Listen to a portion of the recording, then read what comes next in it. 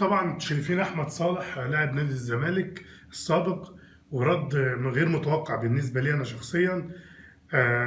بصرف النظر ان لعيبه الاهلي غلطت وانا عارف ان هي غلطت ولازم تتعاقب، او لازم على الاقل يتنظر هم ليه اتكلموا اصلا على الملأ. والاهم من ده كله واللي ده اللي الخطيب عمله فورا، محاسبه صاحب الفيديو صاحب البث المباشر اللي اتعمل، ان هو يعمل حاجه زي ديت وهو شايف اللعيبه بتتكلم عن زمايلها في نادي الزمالك. بعيدا عن ده كله، احمد صالح ملوش حق ان هو يتهم اي لاعب ايا كان، سواء في النادي الاهلي او سواء في انديه تانية، ان هو قليل الادب، خصوصا لما تطلع في القناه الدنيا كلها شايفاك فيها مع مقدم محترم اسمه هاني حتحوت. الكلام ده تطلع انت تقول انك اللعيبه ديت قليله الادب؟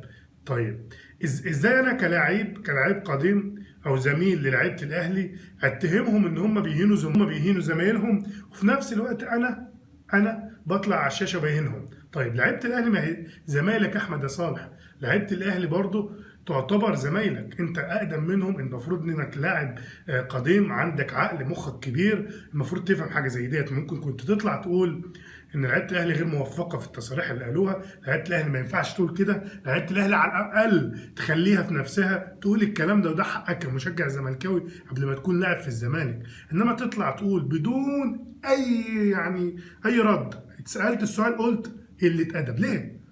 مالكش اي مبرر انك تقول، انت كده بتدافع عن غلط بغلط انت بتعمله، ده مش مبرر ليك. انت ككابتن نادي الزمالك قبل كده، او عديت من الشارع لبست تيشيرت الزمالك، او الله اعلم لعبت في الزمالك قد ايه، مالكش حق انك تهين اي حد من النادي الاهلي. انا كاهلاوي او ده كزملكاوي او ده كاسماعيلاوي، ما حدش هيسمح ان هو يتهان لعيبته قدامه ويسكت.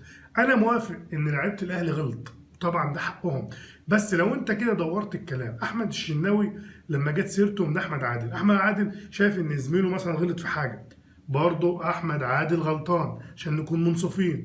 ولو مثلا ميدو جابر مش عاجبه المدرب اللي دربه والمدرب اللي طلعه ان هو يروح الزمالك في وقت موجود فيه مرتضى منصور، انت كزملكاوي عارف ان مرتضى منصور سبب كبير في خراب النادي.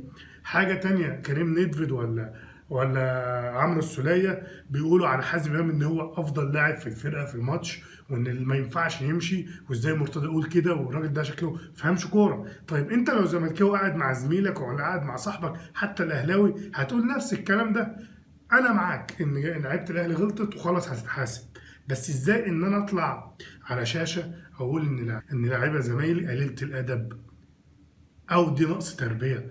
بالمنطق كله يعرفك ان احمد صالح محتاج شهرة، او محتاج يرجع في الصورة تاني، او محتاج يشتغل مكان ايمن عبد العزيز مع ايهاب جلال، او حتى يظهر في الصورة مع مرتضى منصور، وهي ملهاش تفسير غير كده. لان الطبيعي انك تطلع تدافع عن زمايلك من الزمالك بالعقل، ترد عليهم، تعرفهم ان هم غلطوا بالذوق. انما الموضوع اصلا ما يستاهلش انك تطلع تقول ان اللعيبه قليله الادب.